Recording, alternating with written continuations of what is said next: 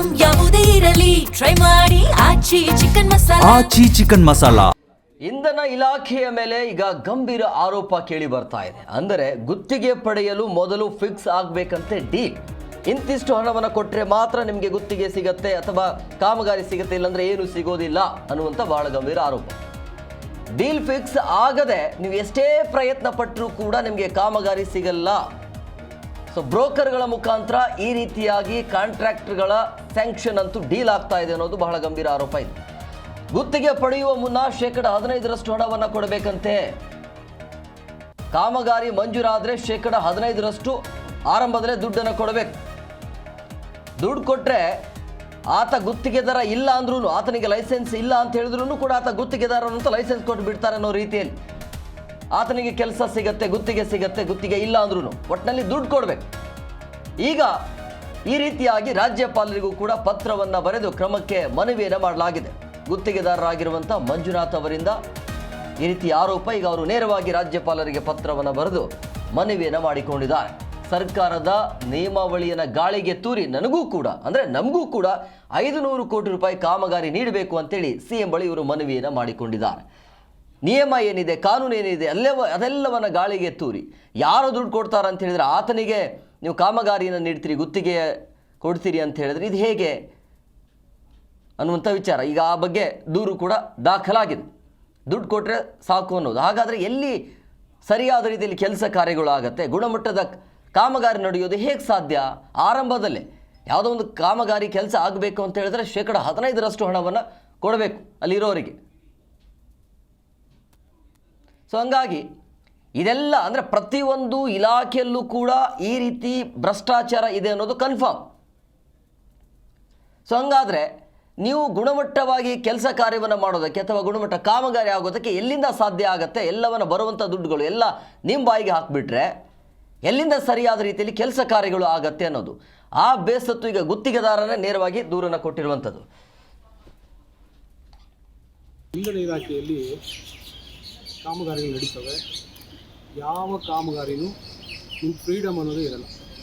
ಮುಂಚೆನೇ ಹೋಗಿ ವ್ಯಾಪಾರ ಮಾಡಿ ಬುಕ್ ಮಾಡಿಕೊಂಡ್ರೆ ಮಾತ್ರ ಕಾಮಗಾರಿ. ಯಾವುದೂ ಓಪನ್ ಆಗಿ ಇರೋದೇ ಇಲ್ಲ. ನಿಮ್ಮ ಕ್ವಾಲಿಫಿಕೇಷನ್ ಇದೆಯೋ ಅದೆಲ್ಲ ಬೇರೆ ಮಾತು.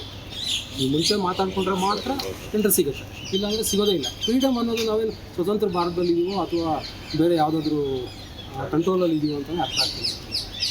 ಹೇಗಿದೆ ಅಂದರೆ ಟೆಂಡರ್ ಕ್ವಾಲಿಫಿಕೇಷನ್ಸ್ ಹೇಗೆ ಮಾಡ್ತಾರೆ ಅಂದರೆ, ನೀವು ಯಾರು ಮಾತಾಡ್ಕೊಂಡ್ರೆ ಅವ್ರಿಗೆ ಏನು ಕ್ವಾಲಿಫಿಕೇಷನ್ ಇದೆಯೋ ಆ ಥರ ಫ್ರೇಮ್ ಮಾಡ್ತಾರೆ ಟೆಂಡರ್ನ. ಅದು ಹೇಗೆ ಇಂಥ ಏರಿಯಾದಲ್ಲಿ ಕೆಲಸ ಬಗ್ಗೆ ಮತ್ತಷ್ಟು ಮಾಹಿತಿ ನೀಡ್ತಾರೆ ನಮ್ಮ ಪ್ರತಿನಿಧಿ ವಿಶ್ವನಾಥ್ ಫೋನ್ ಸಂಪರ್ಕದಲ್ಲಿದ್ದಾರೆ. ವಿಶ್ವನಾಥ್, ಏನೇ ಒಂದು ಡೀಲ್ ಫಿಕ್ಸ್ ಆಗಬೇಕು ಅಂತ ಹೇಳಿದ್ರೆ ಇಂತಿಷ್ಟು % ಹಣವನ್ನು ಕೊಡಬೇಕು ಅಂತ ಹೇಳಿದ್ರೆ ಆಲ್ಮೋಸ್ಟ್ ಆಲ್ ಈ ಒಂದು ಬೆಳವಣಿಗೆನ ನೋಡ್ತಾ ಇದ್ರೆ ಎಲ್ಲ ಡಿಪಾರ್ಟ್ಮೆಂಟ್ಗಳಲ್ಲೂ ಕೂಡ ಈ ರೀತಿ ಭ್ರಷ್ಟಾಚಾರ ಇದೆ ಅನ್ನೋದು ಕನ್ಫರ್ಮ್ ಆಗಿ ಗೊತ್ತಾಗ್ತಾ ಇದೆ. ಈ ರೀತಿಯಾಗಿ ಇವರು ದುಡ್ಡನ್ನು ಕೊಡ್ತಾ ಹೋದರೆ ಎಲ್ಲಿ ಪರಿಪೂರ್ಣವಾಗಿ ಕೆಲಸ ಕಾರ್ಯಗಳು ನಡೆಯುತ್ತೆ ಅಂತೇಳಿ. ಎಂ ಕುಮಾರ್, ಏನು ಇತ್ತೀಚಿನ ದಿನಮಾನಗಳಲ್ಲಿ ಇಷ್ಟು ಕಮಿಷನ್ ಕೊಟ್ರೆ ಮಾತ್ರ ಗುತ್ತಿಗೆ ಸಿಗುತ್ತೆ ಅನ್ನೋದು ಜಗಜ್ಜಾಹೀರಾಗಿರುವಂತದ್ದು. ಅದರ ಮುಂದುವರಿದ ಭಾಗವಾಗಿ ಇಂಧನ ಇಲಾಖೆಯ ಮೇಲೆ ಒಂದು ಗಂಭೀರ ಆರೋಪ ಕೇಳಿ ಬಂದಿದೆ. ಅಂದ್ರೆ ಇಂಧನ ಇಲಾಖೆಯಲ್ಲಿ ಕಾಮಗಾರಿ ಗುತ್ತಿಗೆ ಪಡೆಯೋದಕ್ಕೆ ಇಂತಿಷ್ಟು ಪರ್ಸೆಂಟೇಜ್ ಅನ್ನ ಗುತ್ತಿಗೆ ಪಡೆಯೋ ಮುನ್ನ ಕೊಡ್ಬೇಕಂತ. ಅದು ಕೂಡ ಬ್ರೋಕರ್ಗಳ ಮೂಲಕ ಈ ಕಾಂಟ್ರಾಕ್ಟ್ ಸ್ಯಾಂಕ್ಷನ್ ಡೀಲ್ ಕೂಡ ನಡೆಯುತ್ತಂತೆ. ಬಳಿಕ ಕಾಮಗಾರಿ ಮಂಜೂರಾದ್ರೆ ಒಬ್ಬ ಗುತ್ತಿಗೆದಾರನಿಗೆ ಈ ಒಂದು ಕಾಮಗಾರಿಯನ್ನ ಕೊಡೋದಕ್ಕೆ 15% ಹಣವನ್ನ ಕೊಡ್ಬೇಕಂತೆ. ದುಡ್ಡು ಕೊಟ್ರೆ ಗುತ್ತಿಗೆ ಸಿಗುತ್ತೆ, ಇಲ್ಲ ಅಂತಂದ್ರೆ ಗುತ್ತಿಗೆ ಸಿಗೋದಿಲ್ಲ. ಅದರಲ್ಲೂ ಕೂಡ ಹೊರ ರಾಜ್ಯಗಳಲ್ಲಿ ಕೆಲಸ ಮಾಡಿದ ಅನುಭವವೂ ಇಲ್ಲ ಅಂತ ಕೇರ್ ಕೂಡ ಮಾಡಲ್ವಂತ. ಅಂದ್ರೆ ತಮಗೆ ಬೇಕಾದವರಿಗೆ ಗುತ್ತಿಗೆ ಕಾಮಗಾರಿ ಮಂಜೂರು ಮಾಡಿಸೋದಕ್ಕೆ ಅವರೇ ದಾಖಲೆಗಳನ್ನ ಸಿದ್ಧಪಡಿಸಿಕೊಳ್ತಾರಂತೆ ಕೆಲವೊಬ್ರು. ಅಂದ್ರೆ ಒಳಗಡೆ ಇರುವಂತವ್ರು ಬ್ರೋಕರ್ಗಳಾಗಿರ್ಬಹುದು, ಅಧಿಕಾರಿಗಳ ಮೇಲೂ ಕೂಡ ಗಂಭೀರವಾದಂತಹ ಆರೋಪ ಕೇಳಿ ಬರ್ತಾ ಇರುವಂತದ್ದು. ಅಂದ್ರೆ ಗುತ್ತಿಗೆ ಕೊಡಬಾರ್ದು ಅಂತ ತೀರ್ಮಾನ ಮಾಡಿದ್ರೆ ಇಲ್ಲ ಸಲ್ಲದ ದಾಖಲೆಗಳನ್ನ ಕೇಳೋದಾಗಿರ್ಬಹುದು. ಅಂದ್ರೆ ಒಂದು ಡಾಕ್ಯುಮೆಂಟ್ ಕೊಟ್ಟಂತಹ ಸಂದರ್ಭದಲ್ಲಿ ಇದು ಸರಿಯಾಗಿಲ್ಲ, ಇನ್ನೊಂದು ಡಾಕ್ಯುಮೆಂಟ್ ತಗೊಂಡ್ಬನ್ನಿ ಅನ್ನೋ ಒಂದು ಆಂಗಲ್ ಕೂಡ ಕೇಳ್ತಾರಂತೆ. ಅದಾದ್ಮೇಲೆ ಬೆಸ್ಕಾಂ ವ್ಯಾಪ್ತಿಯಲ್ಲಿ ಕೆಲಸ ಮಾಡೋ ಗುತ್ತಿಗೆದಾರರು ಬೆಸ್ಕಾಂ ವ್ಯಾಪ್ತಿಯಲ್ಲೇ ಕಚೇರಿ ಹೊಂದಿರ್ಬೇಕಂತೆ. ಇದು ನೋಡಿ, ಇದು ಹೊಸ ವಿಷಯ ಇದು. ಅಂದ್ರೆ ಏನಾದ್ರೂ ಕೂಡ ಬೆಸ್ಕಾಂ ವ್ಯಾಪ್ತಿಯಲ್ಲಿ ಏನಾದ್ರೂ ಗುತ್ತಿಗೆ ತಗೋಬೇಕು ಅಂತಂದ್ರೆ ಆ ವ್ಯಾಪ್ತಿಯಲ್ಲಿ ಇರುವಂತವ್ರಿಗೆ ಮಾತ್ರ ಕೊಡ್ಬೇಕು ಅನ್ನೋ ಒಂದು ಹೊಸ ರೂಲ್ಸ್ ಅನ್ನು ಕೂಡ ಮಾಡಿದಾರಂತೆ ಅನ್ನೋ ಒಂದು ಮಾಹಿತಿ ಕೂಡ ಸಿಗ್ತಾ ಇರುವಂತದ್ದು. ಇನ್ನು ಮೆಟೀರಿಯಲ್ ಸಪ್ಲೈ ಮಾಡುವಂತಹ ವೆಂಡರ್ಗಳಿಂದ ಪತ್ರ ಬೇಕಂತೆ, ಹೀಗೆ ನಾನಾ ಕಾರಣಗಳನ್ನ ಕೊಟ್ಟು ಕಾಂಟ್ರಾಕ್ಟ್ಗಳನ್ನ ತಪ್ಪಿಸುವಂತಹ ಕೆಲಸ ಕೂಡ ನಡೀತಾ ಇತ್ತಂತೆ. ಹೀಗಾಗಿ ಇದನ್ನ ಇಲ್ಲಿ ಜೀ ಕನ್ನಡ ನ್ಯೂಸ್ ಆಗಿರ್ಬೋದು, ಬೇರೆ ವಾಹಿನಿಗಳಾಗಿರ್ಬೋದು, ಮಾಧ್ಯಮಗಳ ಆರೋಪ ಮಾಡ್ತಾ ಇಲ್ಲ. ಇದು ಗುತ್ತಿಗೆದಾರರೇ ಮಾಡ್ತಾ ಇರುವಂತಹ ಗಂಭೀರವಾದಂತಹ ಆರೋಪ. ಇಂಧನ ಇಲಾಖೆಯಲ್ಲಿ ಮಾಡ್ತಾ ಇರುವಂತಹ ಗೋಲ್ಮಾಲ್ ಏನಿದೆ ಅದರ ಕುರಿತಾಗಿ ಸಚಿವರಿಗೂ ಕೂಡ ಕಂಪ್ಲೇಂಟ್ ಅನ್ನ ಕೊಡಲಾಗಿದೆ. ಇನ್ನು ಸರ್ಕಾರದ ಮುಖ್ಯ ಕಾರ್ಯದರ್ಶಿ ಮುಖ್ಯಮಂತ್ರಿಗೂ ಕೂಡ ದೂರನ್ನ ಕೊಡಲಾಗಿರುವಂತದ್ದು. ಇನ್ನು ಸರ್ಕಾರದ ನಿಯಮಾವಳಿಗಳನ್ನ ಗಾಳಿಗೆ ತೂರಿ ನಮಗೂ 500 ಕೋಟಿ ರೂಪಾಯಿ ಕಾಮಗಾರಿ ನೀಡುವಂತೆ ಮುಖ್ಯಮಂತ್ರಿಗಳ ಬಳಿ ಮನವಿಯನ್ನು ಕೂಡ ಮಾಡ್ಕೊಂಡಿದ್ದಾರಂತೆ. ಅಂದ್ರೆ ಸರ್ಕಾರದ ನಿಯಮಾವಳಿಗಳನ್ನು ಗಾಳಿಗೆ ತೂರಿ ಬೇರೆಯವರು ಕೂಡ ಆ ಮನವಿಯನ್ನ ಮಾಡ್ಕೊಂಡಿದ್ದಾರೆ. ಅಂದ್ರೆ ಇದು ಮುಖ್ಯಮಂತ್ರಿಗಳ ಗಮನಕ್ಕೆ ಬಂದಿದೆಯೋ ಇಲ್ಲೋ ಗೊತ್ತಿಲ್ಲ, ಆದ್ರೆ ಬೇರೆಯವರು ಕೂಡ ಹೋಗಿ ಮನವಿಯನ್ನ ಮಾಡ್ಕೊಳ್ಳುವಂಥದ್ದು ಇವೆಲ್ಲವೂ ಕೂಡ ಮಾಡಿದಾರಂತೆ. ಹೀಗಾಗಿ ರಾಜ್ಯಪಾಲರಿಗೂ ಕೂಡ ಪತ್ರವನ್ನ ಬರೆದು ಕ್ರಮ ಕೈಗೊಳ್ಳಬೇಕು ಅನ್ನೋ ಒಂದು ಆಂಗಲ್ ನಲ್ಲಿ ಈಗ ಗುತ್ತಿಗೆದಾರ ಮಂಜುನಾಥ್ ಎಂಬುವರು ಈಗ ಮನವಿಯನ್ನ ಮಾಡ್ಕೊಂಡಿರುವಂತದ್ದು.